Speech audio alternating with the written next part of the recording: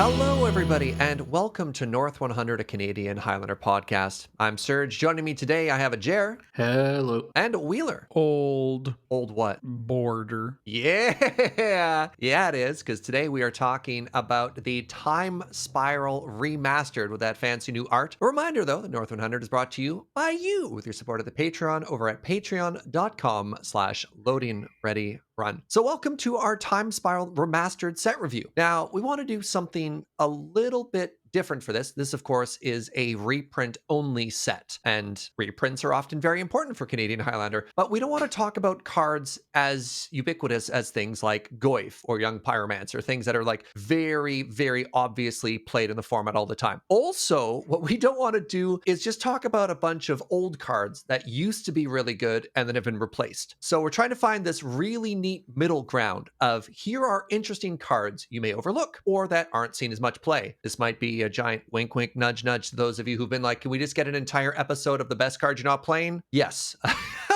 And we also want to make sure we're not excluding people who are newer or maybe unfamiliar with the format. So check out our totally not exhaustive, kind of in a color order, Canadian point of view set review, asterisks, of Time Spiral Remastered. And let's jump right into a format favorite, the Idiot Bird. We're talking about Aven Mind Sensor. 2 and a white gets you a 2/1 Bird Wizard, has flash, has flying. And if an opponent would search a library, that player searches the top 4 cards of that library instead. Wheeler, you love this card. Start us off. Thank you, Serge. Well, for the longest time, this used to be my least favorite, most hated magic card and creature. Well, magic card of all time. It is no longer that, but it is still in a solid third place spot. So it's still on the podium up there. And one of the reasons I hate it is not just because I'm a combo player and not just because I tend to play decks with a lot of colors, which requires a lot of fetching. It's because it does one thing that I dislike more than anything in cards, and that it often just stops people from doing basic things in Magic the Gathering. Because, well, this hits fetch lands. That's pretty strong in our format. This hits tutors. That's pretty strong in our format. I will say that this is a necessary evil, and it took the release of Opposition Agent for me to realize that. It's weird that it's like even my hatred has like a power creep. At least it's a white card, right? Yeah. I talk about how much I hate this, but I also have played it, countless times in, Death and Taxes, Jeskai, mid-range. When with the release of Opposition Agent, you just have to respect it a little bit more. Exactly. Like, I'm going to be like an old man out front of a coffee shop that's just like, Aven Mind Sensor. Sure, it was tough. Sure, it pissed me off. But you know what? It was fair. You could play around it. Yeah, exactly. You could play around it. And when you did, you felt like a genius. Sometimes you get a little lucky, you hit anyways. Oh god, the basic land in the top 4, when you fetch, you're like, never didn't have it. Let's go. Yeah, exactly. I think honestly that's a big part of it, is that just like, it's also a bird wizard. That's the funniest 2 words in Magic when they're back to back. But like the fact that you can hit something and that there is not counterplay, but it's not, lol GG game over. Like it only has 1 toughness. There are a bunch of 1/1 tokens or whatever that can knock it out of the sky. There's a bunch going against this card, but it's so good when it absolutely mucks your opponent, but it isn't GG. There's still Magic to play, right? God. And great art too. Great art. Yeah. Out of curiosity, you said third place. Opposition Agent obviously wears the gold here. Who has the silver medal? Is it Collector Oof? Opposition Agent is not my number one least. I hate that card with all my might, but what? Yeah, it's not Collector Oof. It's Scavenging Ooze. I'm sorry. What? Ooze is just good, clean fun. Oh, I hate Scavenging Ooze. It's good, fair Magic. No. It's a bear. No, I hate it. I hate it so much. It doesn't even have flash. Doesn't matter. As they start to use the graveyard to provide resiliency to creatures, and they're effectively using things in graveyard mattered as a way to put a little bit of junk at the trunk and a little bit of more power behind certain cards. Scooz is just always relevant now, even more so than before. And look at that art. God, I hate that art. Scooz isn't even in the set. I don't think we don't have time to talk about that. But yeah, it's now I'm all riled up. This is the first card good and I'm riled up. All right, well, we'll move on and give you a chance to cool off here. Let's talk about another white card that lets people play Magic, Containment Priest. 2 mana, 2/2 for 1 and a white, human cleric with flash. If a non-token creature would enter the battlefield and it wasn't cast, exile it instead. Jer, you like Reanimator. Tell me about Containment Priest. I do like Reanimator, but I also like playing doofy white creatures. So I really like this card. This card is a little more polarizing than Avid Mind Sensor. Avid Mind Sensor, sometimes it wins you the game on the spot, but mostly it just annoys your opponent, and like maybe it'll get you across the line, but most of the time it's just annoying. This card, it's either going to win you the game on the spot or be 2/2 with flash and no other relevant text. And I can appreciate that. I'm here for it. If it gets your opponent, it gets them real good. And yeah, it's fun to play. Good in our format. Good against pod decks. Good against most creature combo decks. Good against dredge. Stops some of their nonsense recursion. So Containment Priest used to be a sideboard card, which meta dependent. Obviously, we don't have sideboards in the format, but we call it a sideboard card as if you think you have a read on the meta, you bring it, or you don't. With the printing of so many escape creatures, do you think people should be evaluating Containment Priest higher now than previously? Probably not. I don't think there's that many. Like, there's some relevant escape creatures, but I don't think they're high enough impact that it changes the math too much on whether or not you should play it. I still think it's almost always reasonable, just because having flash threats is always a useful tool to have against blue decks. Escape also, don't you cast the card? Because Containment Priest, it says if it wasn't cast, exile it. Yeah, I don't know the wording on escape. Oh, it's not like Grafdigger's Cage. Sorry, I was looking. Yeah. I was looking at this as a different way, right? Yeah. Oh, well then, ignore me and my question there. That's pretty funny. Something to talk about specifically to this set is that new old border, right? This is the first card we're going to talk about today that has that fancy frame. And I don't know about you two, but I am a collector of old printings. Like that is what I look for typically. It's like, don't give me the shiniest version. Give me the oldest possible printing. But suddenly with a lot of these cards being reprinted with that old border, oh no. Yeah, this is going to be an expensive set for me. Yeah. Jer, are you strong enough to resist, or are you worried about this? No, I have my cards. I'm happy with them. I mean, that's fair, but I look at Palace Jailer in particular with the frame. I'm like, oh no, maybe not a lot, but at least a couple of these cards I'm absolutely gonna rebuy. Speaking of Palace Jailer, yeah, fair enough. The next card we're gonna talk about today is Palace Jailer. 4 mana, 2/2 for 2 white. It's a human soldier. When it enters the battlefield, you become a monarch, and when it enters the battlefield, also exile target creature an opponent controls until an opponent becomes the monarch. Now, this card is a little bit trickier because it definitely falls in the category of cards that people are probably already playing a lot of, and if they're not, they should be. But I specifically included this because I wonder, with all of the additional monarch cards that have been printed, is our evaluation of this card changing? Jer? Nope. It's still the best monarch card. It's still, well, one of the best monarch cards. It's still gonna see play in all the same decks it did before. It's still going to be as much of a pain in the Tookus as it was before. Still going to win you lots of games, draw you lots of cards. You don't think there's going to be more Monarch in the format, and so you won't draw as many cards? Is that like a consideration at all? I mean, it's a consideration, and it will happen. Like it probably does get slightly worse because decks that are behind will have more ways to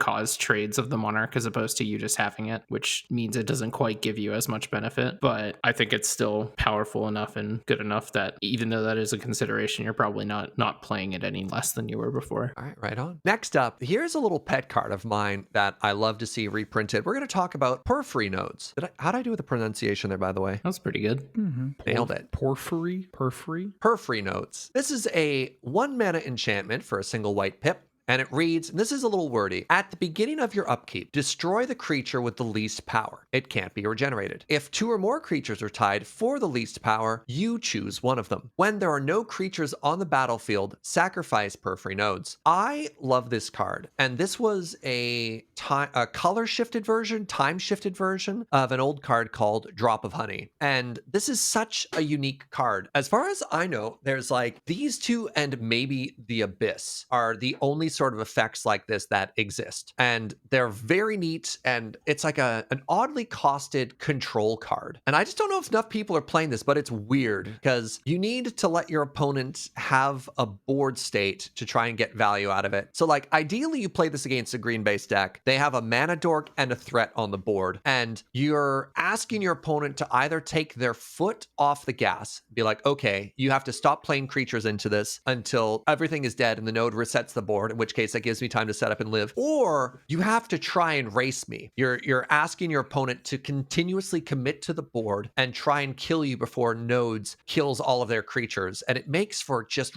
really interesting games of Magic. Yeah, I have lots of good memories of this card. I played it in Blue-Eye Control for a while, and also obviously in more like prison-y style decks.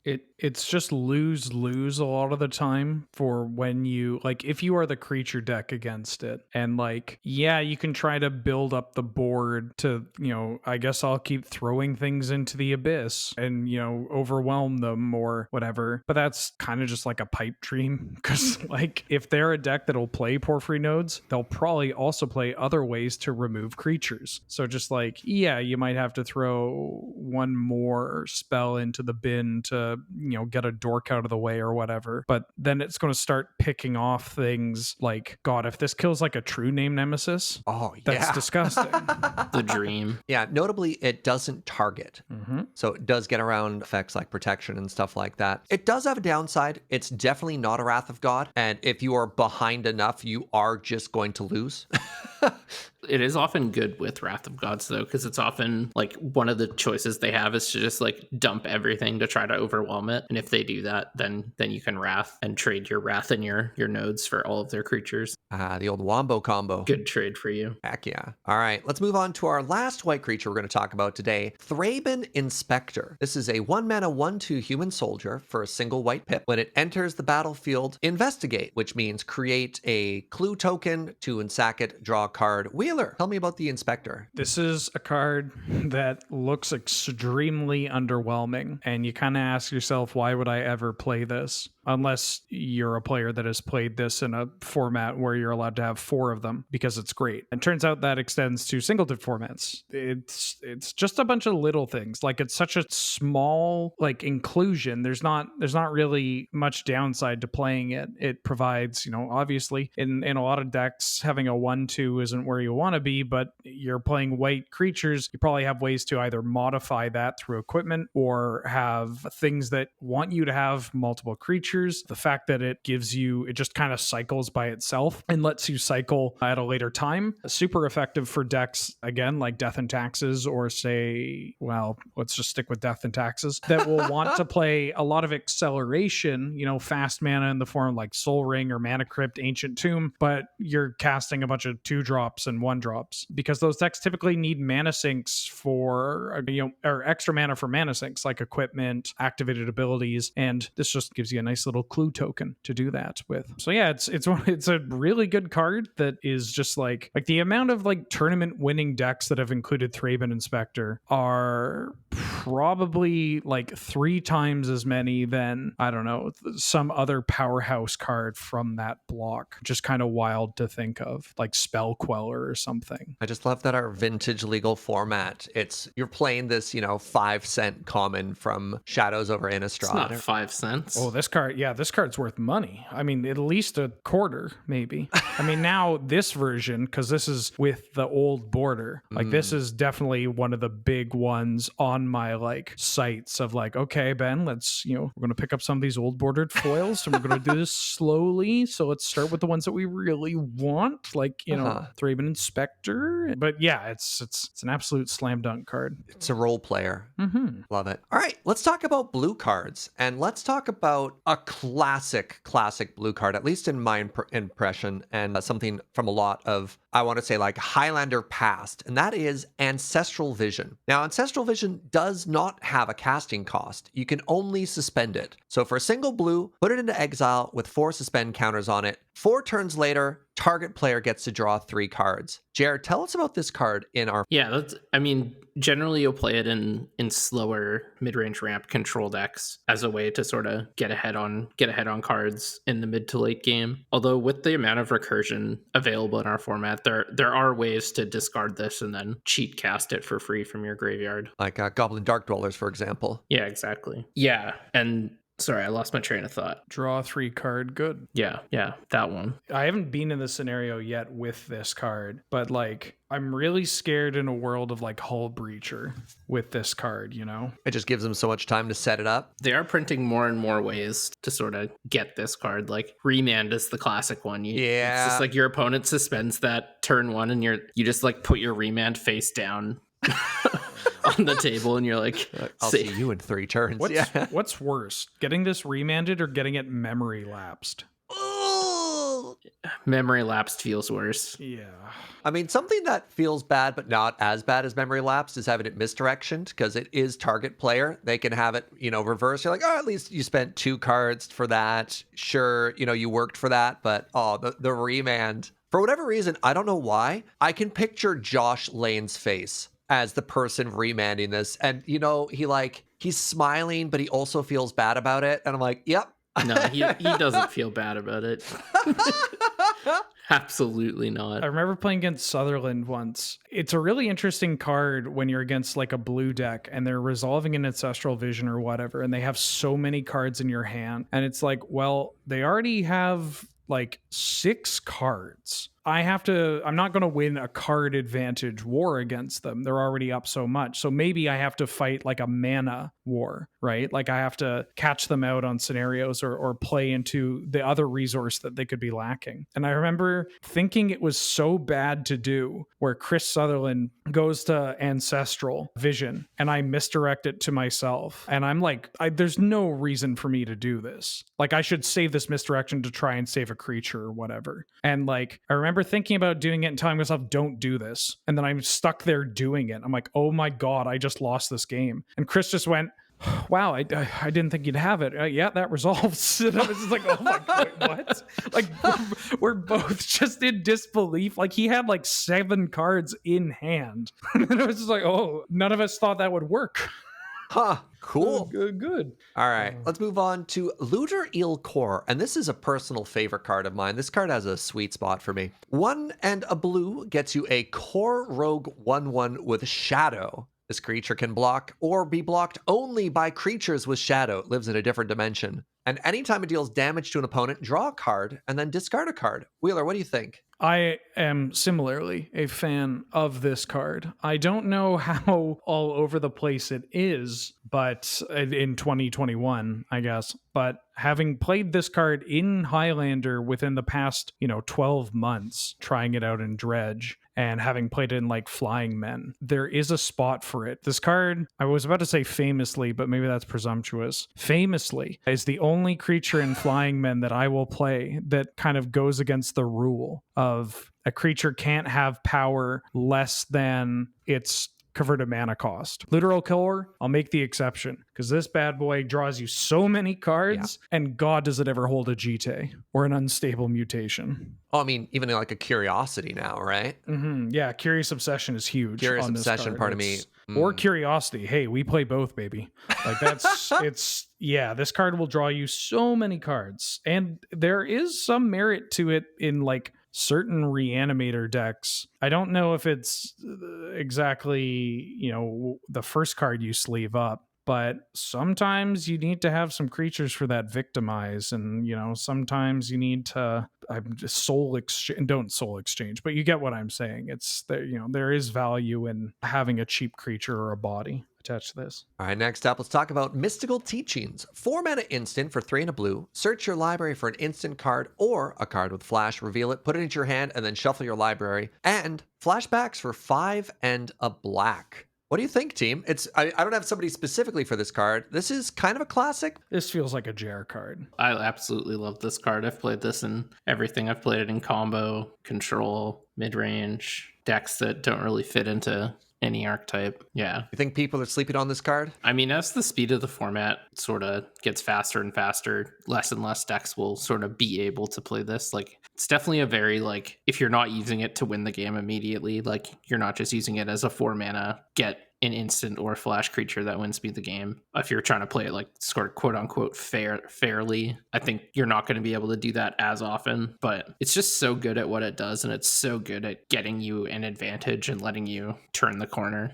There's just something special about mystical teachings for gifts ungiven. Yeah. That just feels, and especially when you're like mystical teachings, you grab gifts ungiven, and your opponent's like, oh, okay, well, I need to prepare for that. And then you don't gifts. Instead, you just teachings again for the force of will. No, oh no.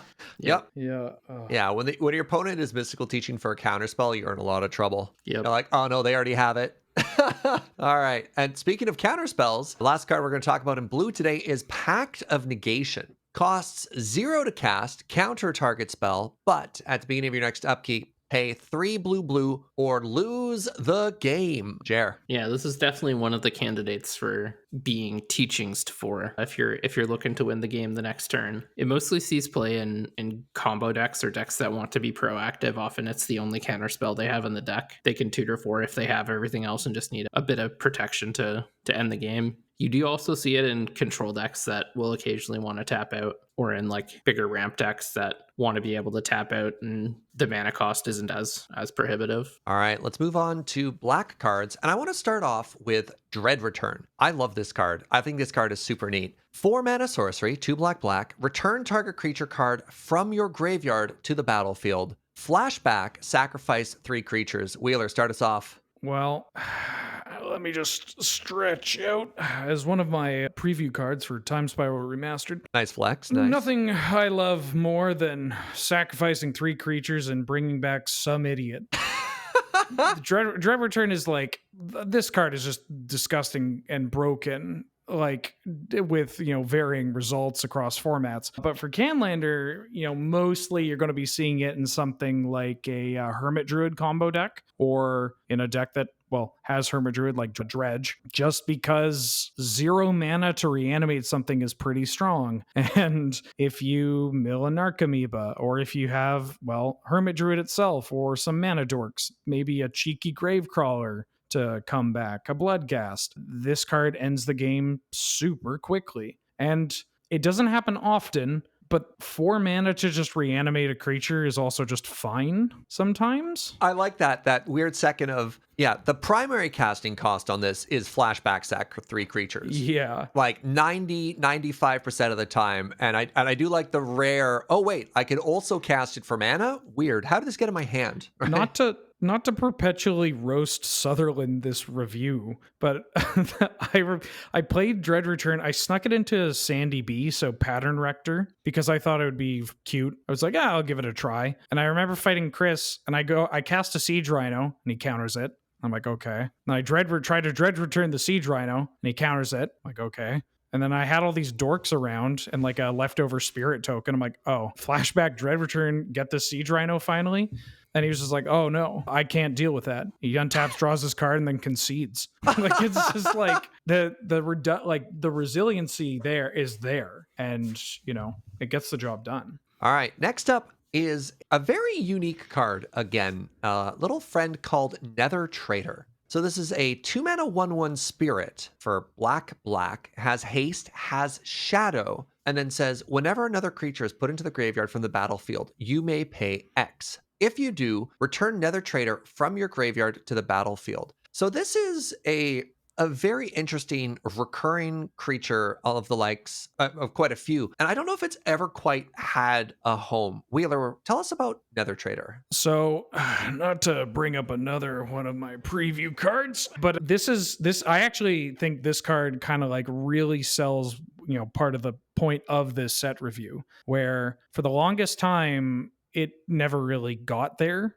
right? Like, you can look at it and be like, well, maybe, people did try this in mono black aggro just because it's got haste and it's unblockable, holds an unholy strength pretty well, that kind of thing. And like, people tried it out in aristocrats, but not a lot. But now, because of new cards we've received, stuff like Mayhem Devil being another free way of dealing damage from, well, something being sacrificed, aka this card, from Dredge finding, its legs and popping up. I think this card has a home in the format that is, it's an actual spot. It's a reasonable call to make. You can include this in like tournament winning decks and not have to be like, yeah, this card's bad, but I like it. I was really worried that was the conclusion of Nether Trader, is this card is bad, but I like it, because that's... Not that there's anything wrong with that necessarily, but for the purposes of the set review and the podcast, yeah, I actually think it's great. It's just that redundancy that you want for,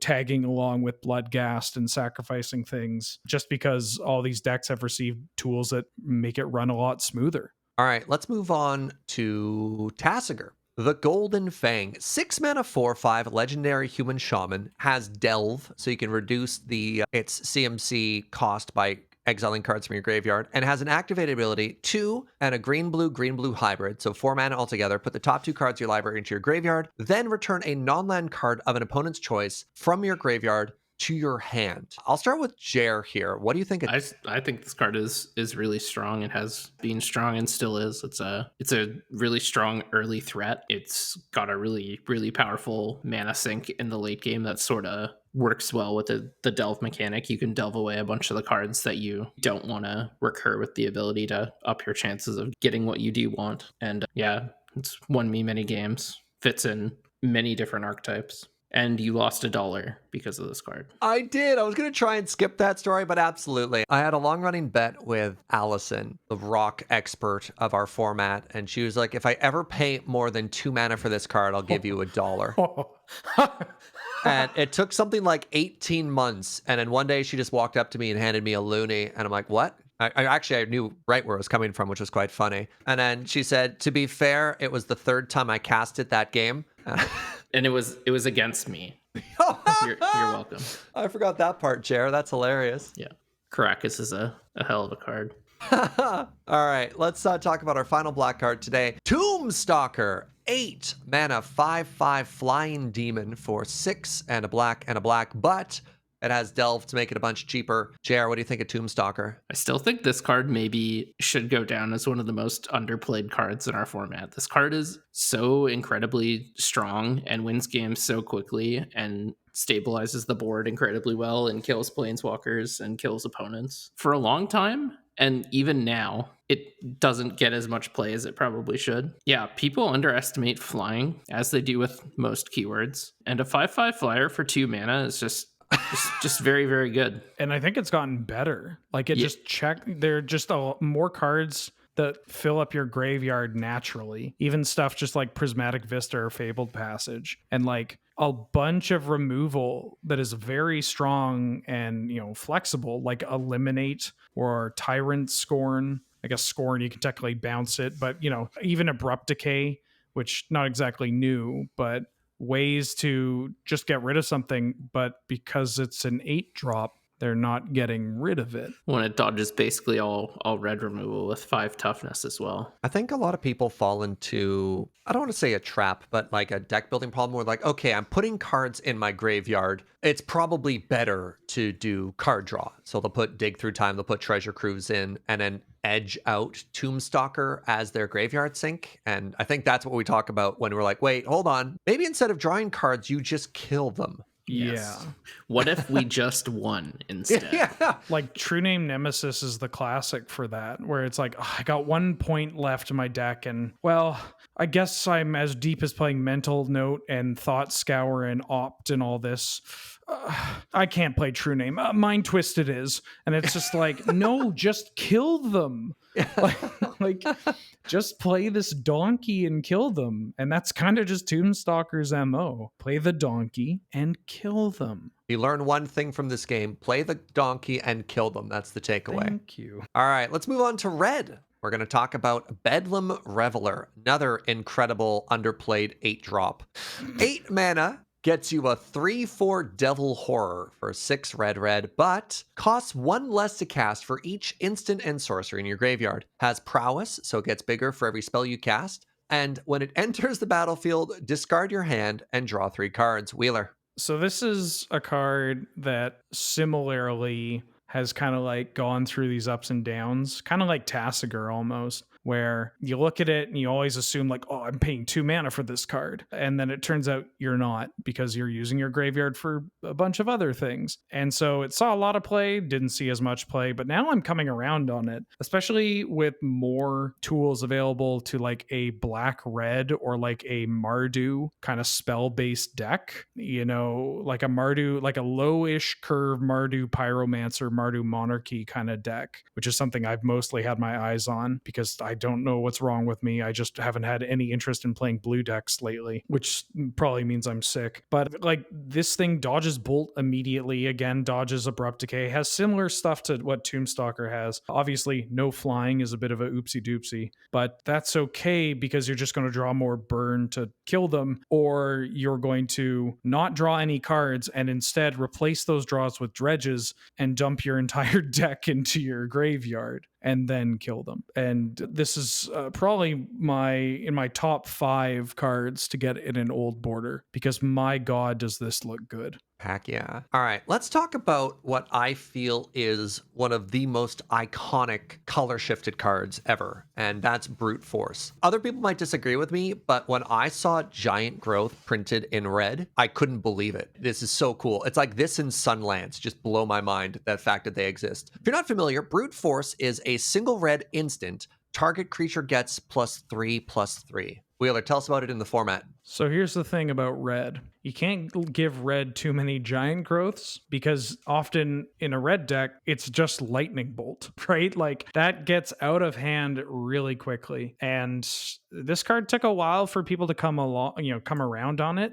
I think even to this day, people aren't excluding it because they're like, oh, I don't want to play it. They're excluding it because in their like Scryfall search for cards that deal damage, they forget about it. Like this just doesn't come up. But Brute Force is like an absolute smash hit auto include in mono red, maybe in Gruul, though typically you want to play more. I mean, you probably played in Gruul. Who am I kidding? Like you play a lot of primary green pump spells, but it's 1 pip. What's it like? You got 1 red mana lying around. Yeah, this card just kills people dead. It protects your things. Giant Growth's a phenomenal card, and they put it in the color that is the most aggressive color. Cool. Better than Giant Growth. Oh yeah. Well, now hold on. No, not talking about like aesthetics or nostalgia. Okay, just like in a vacuum, better. Okay. As long as we don't put any shade towards the giant rat. No, I understand. Okay. And that little skull. I knew exactly where you were going. Yeah. Hold on. You saying something bad about the giant rat? Oh, okay. Sorry. I gotta. I will end you.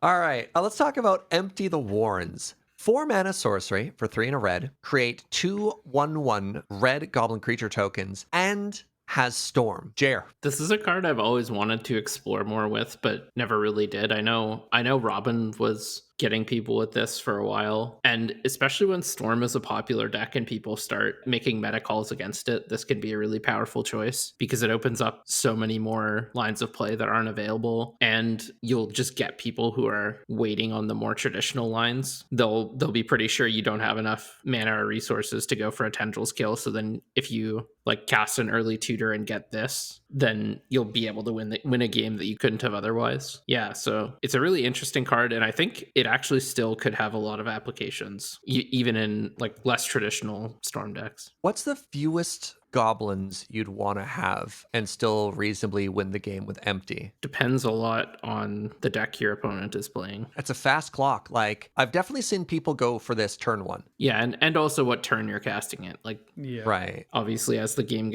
goes longer and the more interaction your opponent is likely to have, the number goes up. Yeah, because like turn 1, land, acceleration, empty the Warrens, or like land, acceleration, empty the Warrens, and you have 6 power on turn 1. That can close a game real fast. Cool. Yeah. All right, let's take it home. Our final red card today is Rift Bolt. 3 mana burn spell for 2 and a red, deals 3 damage to any target as a sorcery, or suspend for 1 for a single red. Jair. Yeah, this card's a classic. Gets into most aggressive red decks, not quite as ubiquitous as Lightning Bolt or Chain Lightning. So it usually doesn't make it in the more mid-range you're controlling builds, but gets into most of the aggressive ones. and will often cause your opponent to misplay. Like lots of times if you suspend this turn 1, they just like won't play a creature and they'll time walk themselves. The amount of times I've seen that happen is so many, and it's very confusing to me. But You're like, I'll simply not play my mana acceleration. You're like, oh, okay. yeah, it's like if you had chain lightning, they'd be like, oh sweet, they chain lightninged my dork. Haha, Yeah. got him. My life total's high. But if you suspend a Rift Bolt, they just won't play the dork that they would have been happy if you chain lightninged. Yeah. Huh. And they'll just do nothing. I never thought of that. That's amazing. It's like they obviously just don't think of it that way. They're like, I don't want my creature to die. I can save it.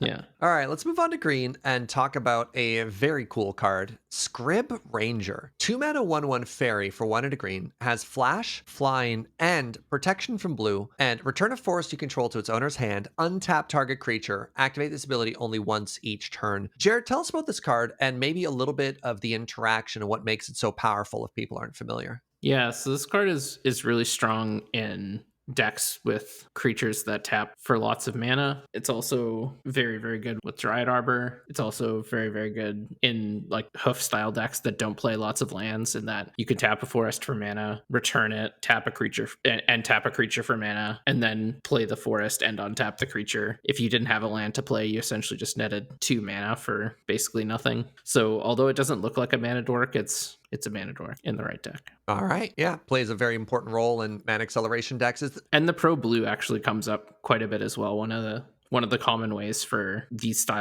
like mana dork style decks to lose is to an aggressive draw with flyers, and this can completely shut down that draw from an opposing deck. So Vendilion Clique is just staring at it angrily. yeah, like the classic Brazen Borrower Vendilion Clique Nimble Obstructionist crew just gets completely hosed by the Scrib Ranger. It's like, it's too powerful. All right, next up, Summoner's Pact. This is a 0 mana instant. Search your library for a green creature card, reveal it, put it into your hand, and then shuffle your library. But at the beginning of your next upkeep, pay 2 green or lose the game. Wheeler, tell me about Summoner's Pact. Oh god, have I lost the game with this card before. But that's okay, because you usually win the game with this card. I'm going to say recently, but obviously, 2020 stasis. Summoner's Pact was recently actually lowered to 1 point, and it's been one of the cooler 1 point cards to play around with in recent memory. You'll see it in flash decks and hoof decks occasionally, and I've really, when I say enjoy, I mean God help them, I've really enjoyed finding it off of Spellseeker, just being able to kill, fetch up whatever you want. Could be the hoof, could be the prime time, and kill people dead that way. It's had a long history with Canlander going up and down on the points list, but I like where it's at right now. And you can do some bold lines with it too. I've definitely Summoner's Pact on turn 2 for Rafellos in a match where I didn't expect my opponent to have much removal. They killed it immediately, but I stand by my decision. But if they hadn't, that game was mine. Well, they killed my first dork with Swords to Plowshares. And I was like, that's really aggressive. Why are they doing this? Do they not have other removal or counter spells?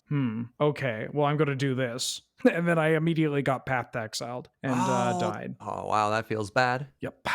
What are you going to do? Next up, we have Sylvan Scrying, which in my opinion is probably one of the more powerful unpointed tutors in our format, but I might be biased as the premier lands pilot. I digress. 1 and a green sorcery. Search your library for a land card, reveal it, put it into your hand, and then shuffle your library. Wheeler, your thoughts? It's great. Finds a land. It's cheap. Finds any land. Can find Gaia's Cradle, Talarian Academy, Dark Depths, Thespian Stage, Bazaar Baghdad, World's Your Onion. Pick whatever land you want. Valakut. I mean, probably shouldn't find Valakut, but Please no.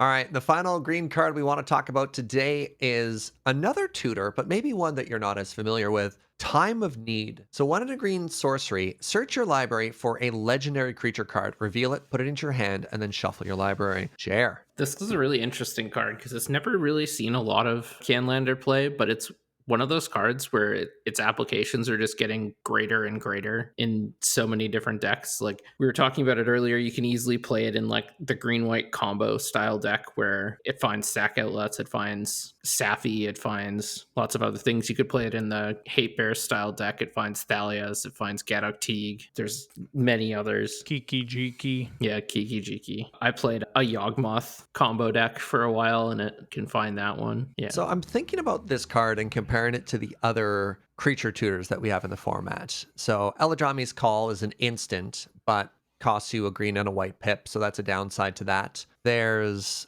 Summoner's Pact, but you lose. Wait, Summoner's Pact is green only? Only green. Yeah. Mhm. So it's slow and it's a little bit more expensive, but it's quite flexible as the card quality is improved, obviously. And the fact that it's only got one green pip makes Yeah. it relatively easy to cast as well. So Heck yeah. not super high cost, and it's not going to be a staple in every deck or anything, but you should definitely see it popping up a bit more in more decks. Well, here's a beautiful segue of maybe a card you'll search for with Time of Need. And our first gold card, Dralnu Lich Lord. This is a 5-mana 3/3 legendary zombie wizard for 3, a blue and a black. Has a line of text, if damage would be dealt to Dralnu, sack that many permanents instead. And tap ability, target instant or sorcery card in your graveyard gains flashback until end of turn. Flashback cost is equal to its mana cost. I have always wanted to see this card do something, and I have seen it be fringe playable in our format. And then I literally forgot it even existed until this came back, and I was like, finally, a chance to talk about Dralnu again. Is it Dralnu's time to shine? Is Dralnu playable? Surge, buddy. Yeah? Do I have good news for you? Go on. Commander is a 100-card singleton deck format. How dare you? Where you select one legendary creature to be your commander. Oh my god. Okay. Well, I'm sorry, Dralnu. Maybe someday. Maybe someday. I mean, I did see people trying it out. It may have even been like Josh, like really well-respected player in the format, being like, hey, if I'm playing a control deck in a slow mirror and I can protect it, this card seems great. No, I mean, Josh, for a long time, his Grixis control deck, which ended up kind of just shaping what Grixis control looked like in the format for a long time, was effectively like a Time Spiral era teachings combo deck. Right? Like with actual factual 5-mana Teferi, the creature. It played Dralnu at least once, but like, what? This is it. It's Phyrexian Negator. I mean, I guess it says it's instead. reverse Phyrexian Negator. It's 5 mana and a 3/3 instead of 3 mana for a 5/5. I mean, I guess it. Like it. It doesn't even have flash. It's bad. We can move on. I'm sorry, Dralnu. I'm trying to think of a combo with it, and It combos with every instant and sorcery in your graveyard. Gives them all flashback. just to clarify, and I'm not to bring up Commander again. Serge, have you played with Kess Dissident Mage? I know Kess is such a better version of this card. Oh yeah. I know. And you can't help but make the comparison. Okay. Sorry, Dralnu. She has 4 toughness and flying and costs less. Holy crap! 4 toughness. Yeah. And she doesn't have the negator clause. Yeah. Let me read. Let me read Kess. 4 toughness. K flying. 4 mana. K you have to sacrifice permanents when it's dealt damage. What? Oh no, sorry. That's not a thing on this card that you would want to play. My bad. All right. Moving on. Okay. Well, let's talk about Lavinia, Azorius Renegade. This is a 2-mana 2/2 legendary human soldier for 1 and a blue. Each opponent can't cast non-creature spells with CMC greater than the number of lands that player controls. And whenever an opponent casts a spell, if no mana was spent to cast it, counter it. Jer, what do you think? I've actually never played this card in our format or had it played against me, and I'm not sure how good this is. Like, people liken it to Gaddock Teague, but it's just not Gaddock Teague. Like, it really gets Storm decks. It might get Academy decks, but it's not going to get the control decks. It's not going to get the mid-range decks. Like, it's not going to stop them casting their huge chunky planeswalkers. It's going to delay them a little bit. It's not going to stop the control decks casting the Wraths. I just don't think it's applicable enough across a wide enough variety of matchups to be effective. I don't mind this card, but like the only time I've seen it played and being like, oh wow, that did a thing, was in like an Esper Humans deck or like Esper Hate Bears. And then it probably would have just been better if it were, I don't know, like a 2-mana 3/1 or like something a little, just like anything with Good old a quarter paladin. Yeah, exactly. Or like White Knight. Like pick a random human. I have played this in Blue-White Tempo, and it's been fine, but that's pretty niche and kind of hunting for playables sometimes, because you're trying not to go too heavy on like color, like double color pip on anything. Yeah, it will come up sometimes, but Yeah, but you're right in that it's no Teague. It wants to be Teak, but it's not Teak because it's pretty easy to play around. It just kind of hoses some acceleration. If your opponents are playing Mana Dorks, if your opponents are playing Moxen, like this shines turn 2 on the play in tempo because then they can't really catch up. They have to match you and you're always going to be 1 mana ahead. That's it. Anyways, let's move on to another really good 2 mana 2/2. Let's talk about Kasali Pride Mage. It's a cat wizard. Good start. No bird wizard, but cat wizard's also pretty strong. It has Exalted. Whenever a creature you control attacks alone, that creature gets +1/+1. And for 1, and sack itself, destroy target artifact or enchantment. Wheeler. Serge, what can we say about Bosley that hasn't been said countless times? Bosley? Bosley the cat. It's a cat. You know, the pet food store? Bosley? Somebody mispronounced this card's name as Bosley. Instead of Kasali, they said Bosley? Yeah. Oh, I get it. Well, they called it like Causley or something. And then in Yellow Jacket, only ever referred to as Bosley. But anyways, it's a 2 mana creature that attacks for 3, buffs your other things, and is a real pain in the ass. This card's great. And in fact, it's gotten even better. My brain immediately went to start talking about cat tribal, but I stopped that quick. I mean, this card has indeed gotten better, especially with cards like Luris, right? Like typically this can find a home in most green, white, and green, white X decks. Like Exalted is a phenomenal mechanic to have. And even like, God, we're going to do back-to-back Sandy B's here because like this sacrifices itself, right? So if you put like a Pattern of Rebirth on it, you can immediately trigger it by having Bosley go bye-bye. Or, setting up your Fatal Push if you're in Abzan, blowing up a Jite because, well, it's a Jite. Card's great. Good cat. And the final gold card we're going to talk about today is Safi Eric's Daughter. Another 2 mana 2/2 for green and a white. Legendary Human Scout and sack ability, sack Safi Eric's Daughter. When target creature is put into your graveyard this turn, return that card to the battlefield. Wheeler. Okay, so we covered a card that was in my bottom 5 creatures of all time, and Safi's in my top 5 creatures of all time. Safi is love, Safi is life. She's so good, mostly for, again, Sandy B, Pattern Rector. She's pretty integral in a lot of combos that involve having a sack outlet, maybe you throw in a Karmic Guide or a Revel Arc in here. But she is another card that has gotten a lot better over the years, and it's going to be weird, a bit of a dated callback now, but getting cards like Renegade Rallier, cards like Luris, she's going to get a lot better from that. Even the fact that we have more tutors, like Recruiter of the Guard is able to find her. You can find her with Time of Need. She's great. She's not just a combo card in those decks. She's also sometimes hey, I know you want to kill my Siege Rhino, but you really don't want to kill my Siege Rhino. And she also just attacks for 2, right? Like that's shockingly relevant for this, is that if you're a deck that is looking to chip away until they have to answer what you're doing because what you're doing involves creatures, and then you just combo kill them, like that's so much better than just getting pecked by something like a Baral, Chief of Compliance. Let's move on to artifact cards, and let's start talking about Chalice of the Void. I don't have a good segue for this. XX, Chalice of the Void enters the battlefield with X charge counters on it. Whenever a player casts a spell with CMC equal to the number of charge counters on Chalice of the Void, counter that spell. I have always wanted Chalice to be good in Canadian Highlander. I have tried it. I have always felt that, much like Countertop, that it's just never quite made as much of a splash in our format as it has taken over in other ones. Wheeler, has this changed? What do you think of Chalice of the Void in Highlander? Serge, buddy, yes. I've got good news for you. Go on. CDH is a 100 card single bid format. No! How dare you? I don't think this card is playable or ever will be playable. I'm similarly in that camp of like every time like, ooh, what if I just sneak it out in like medium red or D&T? And they're like, it's so hard to just ignore how many things go wrong with this card.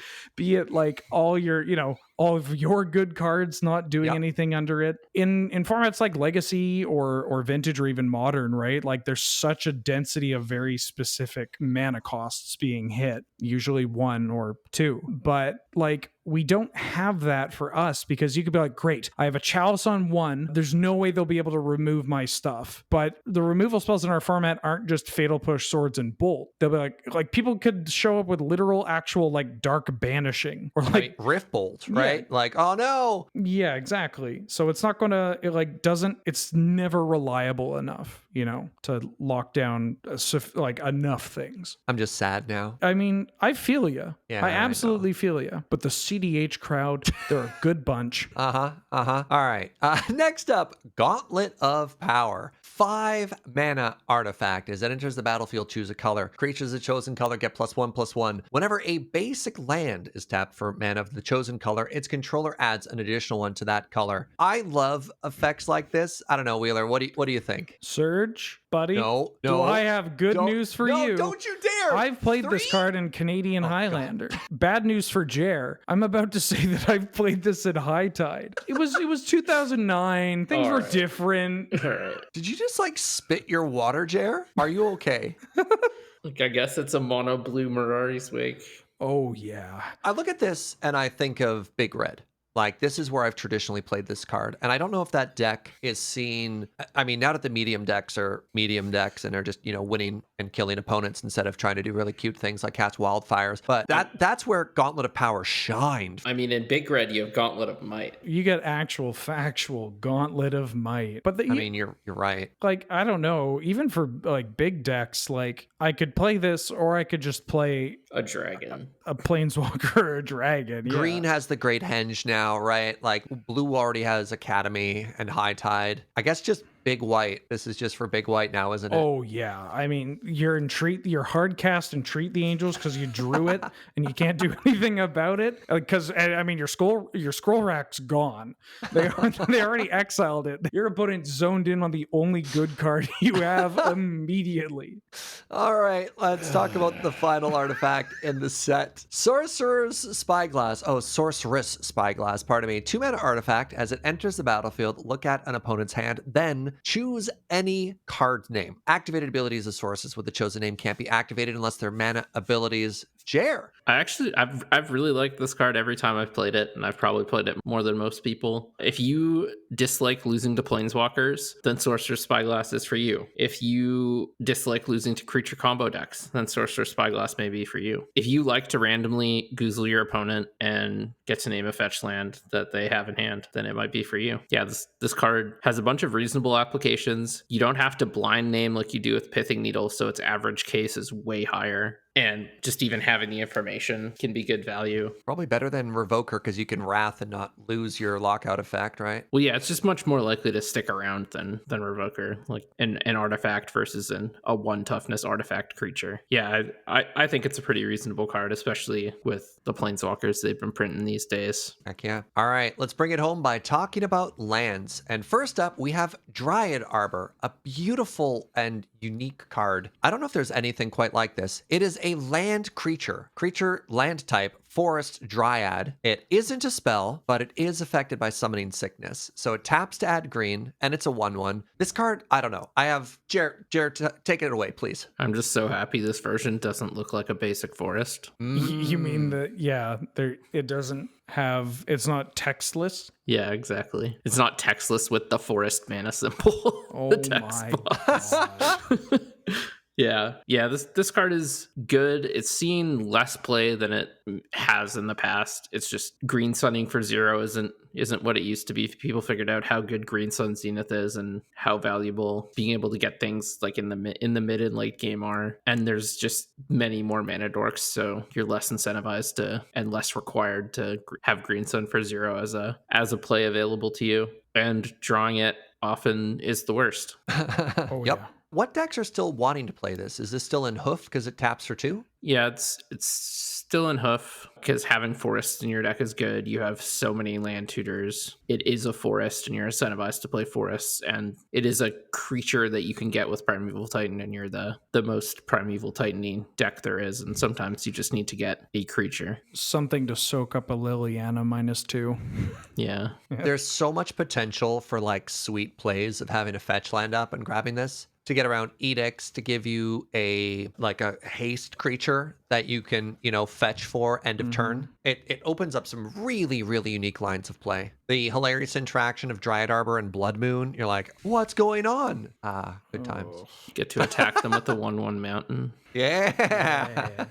All right. Let's talk about Flagstones of Trocare. Legendary land, taps to add a white, and when it goes into your graveyard from the battlefield, you may search your library for a Plains card, not basic, a Plains card, put it into the battlefield tapped, and then shuffle your library. I'm going to throw this one to me. I think this card is great. I love it basically in stacks. You can play it in other decks, but any white deck that wants to be destroying lands. You can play Ravages, you can play Armageddon, you can play Wildfire, and it's a nice little catch-up mechanic behind that. I'm a little bit sad. One of my favorite interactions used to be this and Vesuva for like the double fetch acceleration, or crop rotation, sacrificing flagstones to like accelerate yourself, and land tutor. I feel it's just not quite where it used to be, but this is a land that a lot of white decks, especially LD land decks, are probably underplaying, and they should get up. They should just play more of it. There was a spell from Zendikar Rising called Cleansing Wildfire that it was like a 2-mana spell. You destroy target land, and its controller can rampant growth, and then you draw a card. Yeah. And that's on my like do this by the end of the year like bucket list, is to Cleansing Wildfire my own flagstones. One of my favorite things to do in Magic like 5 years ago was cast Boom Bust, target my flagstones in their land. Oh yeah. Right? You're just like, oh, value. Very good. All right, next up we have Gemstone Caverns, and this has got to be a land that not enough people are playing. And I know you've put your circuit in with this, Wheeler. Anyways, if Gemstone Caverns is in your opening hand and you're not playing first, you may begin the game with Gemstone Caverns on the battlefield with a luck counter. But if you do, exile a card from your hand, or 1 and tap, add colorless. And then if it has a luck counter on it, you can add one of any mana color instead. Wheeler. I haven't played as much of this as I think you think I have. What? Like, I've played this in medium red, and then I cut it because it's even too greedy for me. Playing this all the time in your Cascade decks. Oh, back in the day, Serge, but I was a young boy. I was a young lad back then. Is this too greedy now, or we're not playing Gemstone Cavern anymore? Well, it's funny because one of the more conservative pilots, like again, Josh used to always play this in Flash Hulk, which, that's Flash Hulk. That's a bit of a different story. But yeah, I don't know if I like it. When it works, it's great, right? There's a deck that just needs to high roll a little bit harder. It's definitely Flash. Exactly. Yeah, exactly. It's like, I need a better turn one. Yeah. Just like think of the decks that would want to play a card like this, and then kind of ask yourself, like, do they need any help just being a bit more misey? Like, probably not, because they're decks that are successful because they have just the right amount of mise, just enough like, haha, oops, City of Traders, Hellrider turn 1. It's just a bit much, but I will say I do like this in workshop decks, like workshop aggro decks and battle bots. Yeah, because I'm gonna wheel away like 5 cards anyways that I can't cast. I should be playing this in my wheel decks. Oh my god. All right, there you go. If you're looking for a home for this card, you're playing Wheel of Fortune, you heard it here first. I don't want to co-sign to that. Hold on. Such an original thought. Thank you. Yeah, no one has ever thought of this before us, Jer. Yep. Anyways, I have to talk about the fact that Talaria West is a rare now. Has it always been a rare? It was an uncommon. Oh, but it got rarity shifted up to from the vault. That's not a rarity shift. Why is this a rare? Anyways, let's talk about what Talaria West is. It became rarer because it was in the vault. So Talaria West is a blue land that enters the battlefield tapped, but you can transmute it for 1 blue and discard it, search your library for any card with CMC 0, reveal it, put it in your hand, and shuffle as a land. And Wheeler, tell us about this card. I've certainly played this as a land, and it's only ever not been embarrassing once. But like usually you transmute this card for either a good land like Talarian Academy or Black Lotus. Oh, sure, Black Lotus. Also a good card, also 0 CMC. Also a great land. You typically, you can find like Inventor's Fair, Buried Ruin, 0 CMC artifacts, Walking Ballista, yeah. Lion's Eye Diamond.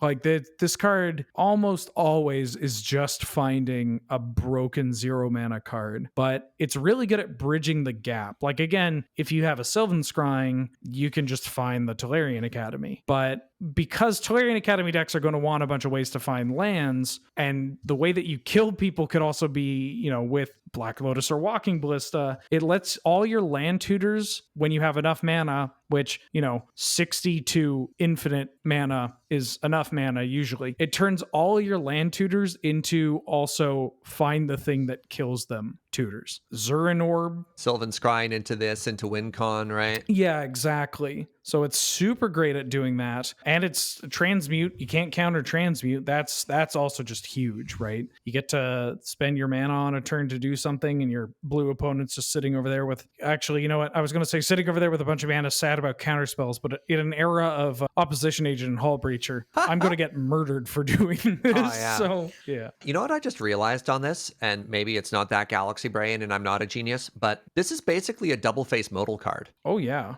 Like one of the ones we just had, one side is, 3 mana tutor, find a 0 cost, whatever. The other is, or just play it as a tap land. It offers the same flexibility as all the cards that we've been playing recently, and is even stronger because instead of casting a spell, as you said, it's an activated ability. So it gets around the majority of counter spells that people are playing. Yeah. This land's big fan of Talaria West, even if it got rarity shifted. When your opponent plays this as a land, you're either really, really ahead or really, really behind. There is no middle ground. You're either imminently dead or probably going to win. Yeah, it's just like they play it. It's one of those cards where you want to ask them, right? Like they play Talaria West past. You're like, why did you play Talaria West? And they just look you dead in the eye and they go, I need the second blue next turn.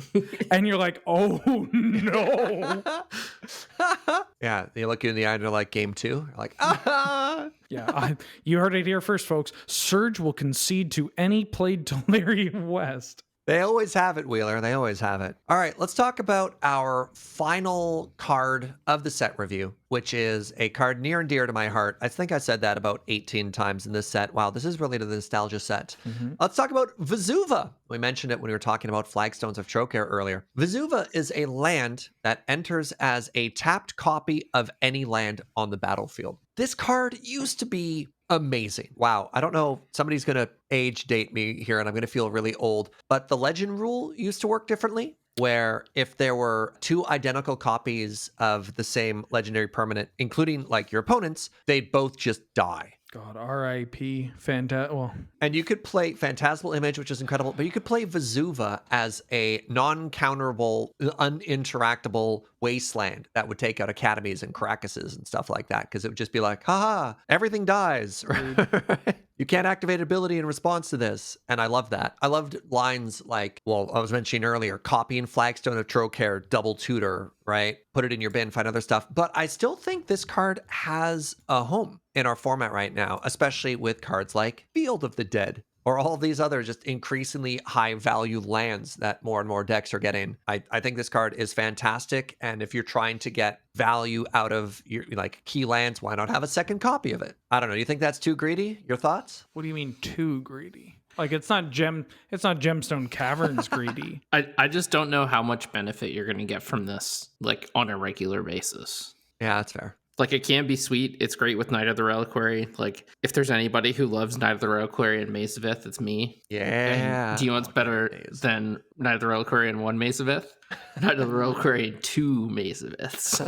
How do they win? Is that in your top 10 most hated Magic cards, Ben? Maze of Ith? It's got to be up there. Yeah, I think it's honorable mention in the way of like giving an Academy Award to like a 90-year-old actor or whatever, where it's like, it's just one of those cards where I'm frustrated by it, but I don't know, like it's hard to be really angry because my opponent paid the cost of playing Maze of Ith and then Vesuva their Maze of Ith. But it's just like anytime that happens, it's like, what are you doing? What are we doing here? We could be using our time for something else, you know? Amazing. I see what you did there.